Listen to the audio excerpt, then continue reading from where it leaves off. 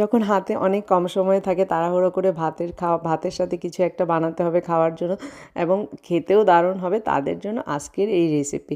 তো সেজন্য প্রথমেই কয়েকটা ডিম নিয়ে নিতে হবে।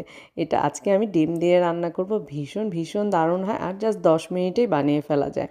তো সেজন্য প্রথমে কড়াইতে তেল দিয়ে আস্ত জিরে দিয়ে কয়েকটা পেঁয়াজ কুচি আর কাঁচামরিচ কুচি দিয়ে একটু ভেজে নেব, কয়েক টুকরো টমেটো দিয়ে দিলাম। এবার হলুদ আর মরিচের গুঁড়ো, স্বাদ মতো লবণ দিয়ে কষিয়ে দিয়ে দিব জল। একটু ঝোলঝোল রান্না করবো, এটা ঝোলঝোলই ভালো হয়, তাই জলটা একটু বেশি দিয়েছি। জলটা যখনই বলক আসবে, এভাবে ডিমগুলো ভেঙে দিব। তো আমি 3টে ডিম দিয়ে বানিয়েছিলাম। এভাবে ডিমগুলো দিয়ে একটু ঢেকে দিব ডিমটা সিদ্ধ হওয়ার জন্য। যখন এরকম সিদ্ধ হয়ে যাবে, একটু নেড়েচেড়ে ভালো করে সব কিছু একটু মিশিয়ে দেব। তারপর নামানোর আগে দিয়ে দিব একটু ভাজা জিরে গুঁড়ো আর ধনিয়া পাতা কুচি।